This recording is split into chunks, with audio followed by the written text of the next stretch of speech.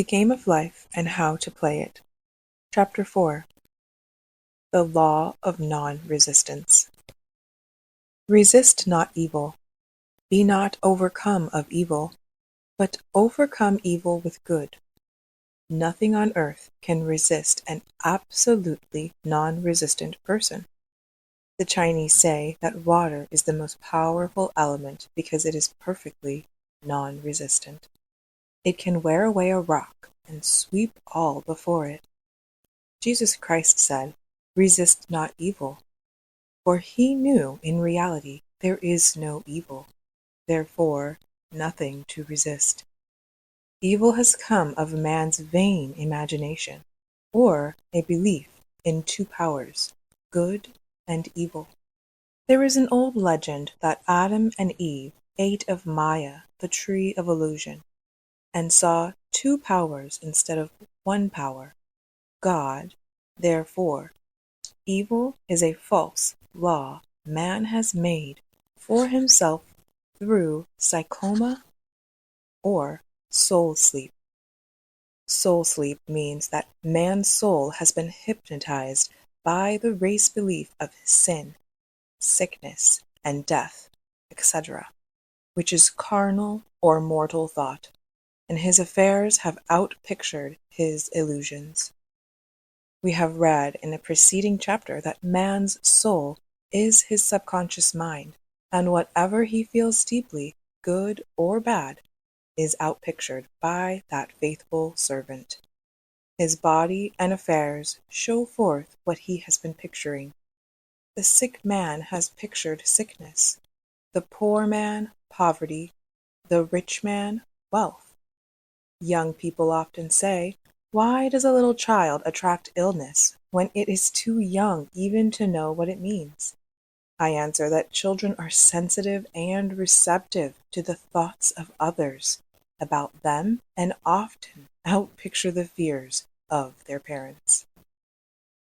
I heard a metaphysician once say, "If you do not run your subconscious mind yourself, someone else will run it for you." Mothers often unconsciously attract illness and disaster to their children by continually holding them in thoughts of fear and watching for symptoms. For example, a friend asked a woman if her little girl had had the measles. She replied promptly, "Not yet." This implied that she was expecting the illness and therefore preparing the way for what she did not want for herself and child. However, the man who is centered and established in right thinking, the man who sends out only goodwill to his fellow man, and who is without fear, cannot be touched or influenced by the negative thoughts of others. In fact, he could then receive only good thoughts, as he himself sends forth only thoughts. Resistance is hell, for it places man in a state of torment. A metaphysician once gave me a wonderful recipe for taking every trick in the game of life. It is the acme of non-resistance. He gave it in this way.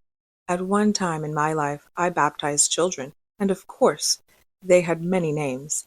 Now, I no longer baptize children, but I baptize events, but I give every event the same name.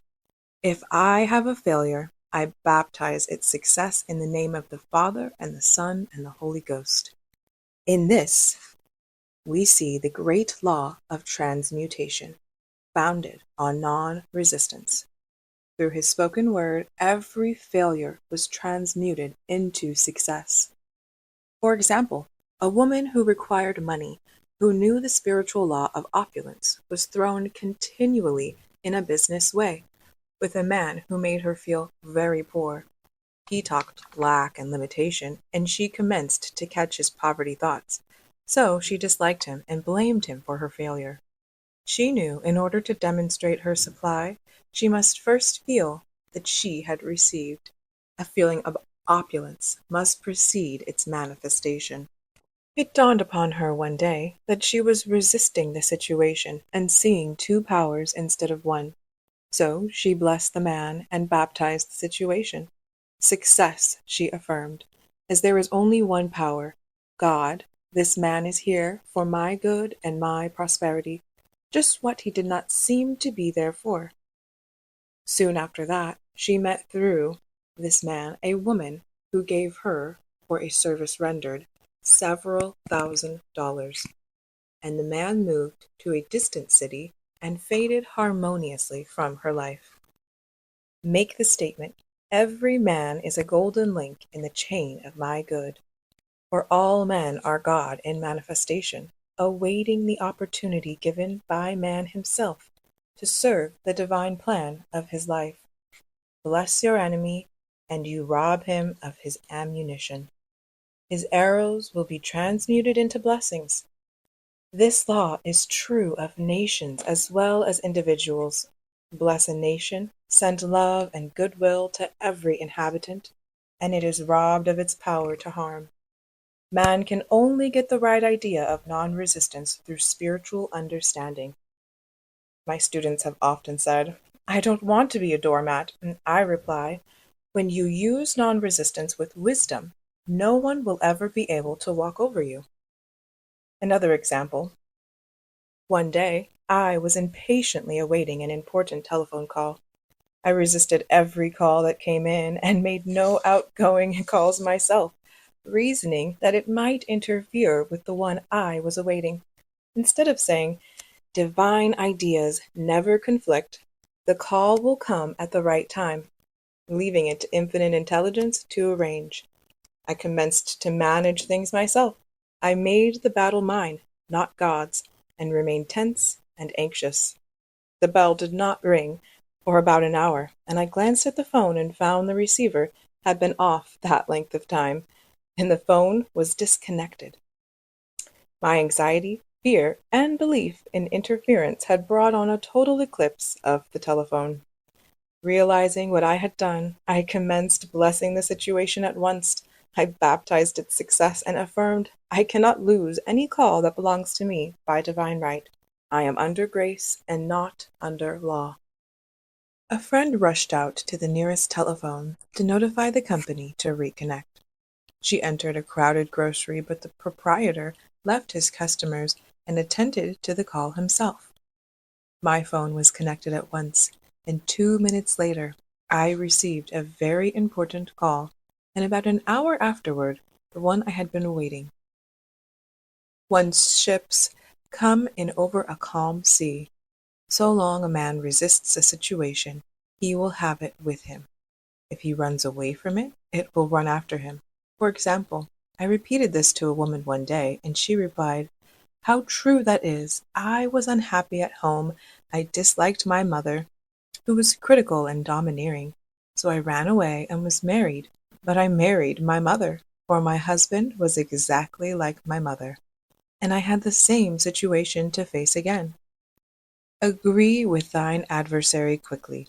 This means agree that the adverse situation is good.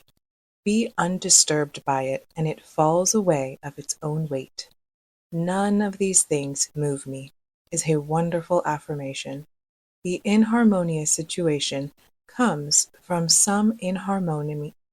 The inharmonious situation comes from some inharmony within man himself.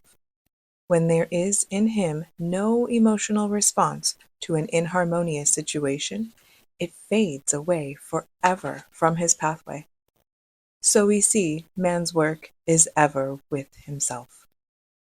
People have said to me, give treatments to change my husband or my brother. And I reply, no, I will give treatments to change you. When you change, your husband and your brother will change. One of my students was in the habit of lying. I told her it was a failure method, and if she lied, she would be lied to. And she replied, I don't care, I can't possibly get along without lying. One day she was speaking on the phone to a man with whom she was very much in love. She turned to me and said, I don't trust him. I know he's lying to me. And I replied, well, you lie yourself, so someone has to lie to you, and you will be sure it will be just the person you want the truth from.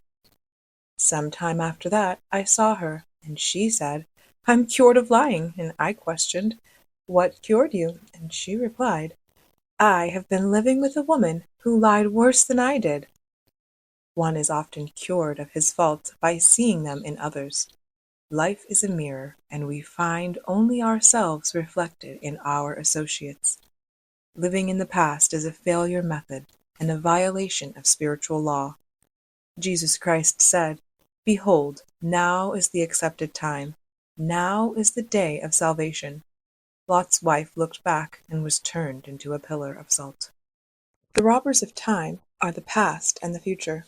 Man should bless the past and forget it if it keeps him in bondage, and bless the future, knowing it has in store for him endless joys, but live fully in the now.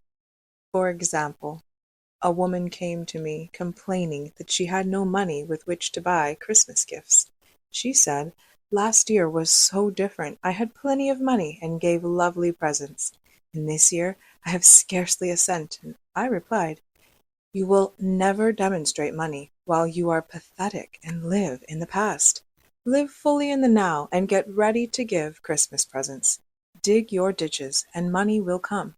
She exclaimed, "I know what to do. I'll buy some tinsel, twine, Christmas seals, and wrapping paper." And I replied, "Do that, and the presents will come and stick themselves to the Christmas seals."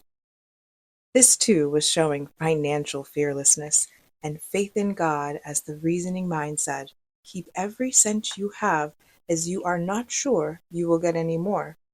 She bought her seals, paper, and twine, and a few days before Christmas received a gift of several $100s. Buying the seals and twine had impressed the subconscious with expectancy and opened the way for the manifestation of the money. She purchased all the presents in plenty of time. Man must live suspended in the moment. Look well, therefore, to this day. Such is the salutation of the dawn. He must be spiritually alert, ever waiting his leads, taking advantage of every opportunity. One day I said continually, silently, "Infinite Spirit, don't let me miss a trick." And something very important was told to me that evening. It is most necessary to begin the day with right words. Make an affirmation immediately upon waking. For example, "Thy will be done this day." Today is a day of completion. I give thanks for this perfect day. Miracle shall follow miracle, and wonders shall never cease. Make this a habit, and one will see wonders and miracles come into his life. One morning I picked up a book and read, "Look with wonder at that which is before you." It seemed to be my message for the day, so I repeated it again and again. Look with wonder at that which is before you. At about noon, a large sum of money was given me, which I had been desiring for a certain purpose. In the following chapter, I will give affirmations that I have found most effective. However, one should never use an affirmation unless it is absolutely satisfying and convincing to his own consciousness, and often an affirmation is changed to suit different people. For example, the following has brought success to many. "I have a wonderful work in a wonderful way. I give wonderful service for wonderful pay." I gave the first two lines to one of my students, and she added the last two. It made a most powerful statement, as there should always be perfect payment for perfect service, and a rhyme sinks easily into the subconscious. She went about singing it aloud, and soon did receive wonderful work in a wonderful way, and gave wonderful service for wonderful pay. Another student, a businessman, took it and changed the world to business. He repeated, "I have a wonderful business in a wonderful way, and I give wonderful service for wonderful pay." That afternoon he made $41,000 deal, though there had been no activity in his affairs for months. Every affirmation must be carefully worded and completely cover the ground. For example, I knew a woman who was in great need and made a demand for work. She received a great deal of work, but was never paid anything. She now knows to add wonderful service for wonderful pay. It is man's divine right to have plenty more than enough. His barns should be full, and his cup should flow over. This is God's idea for man. And when man breaks down the barriers of lack in his own consciousness, the golden age will be his, and every righteous desire of his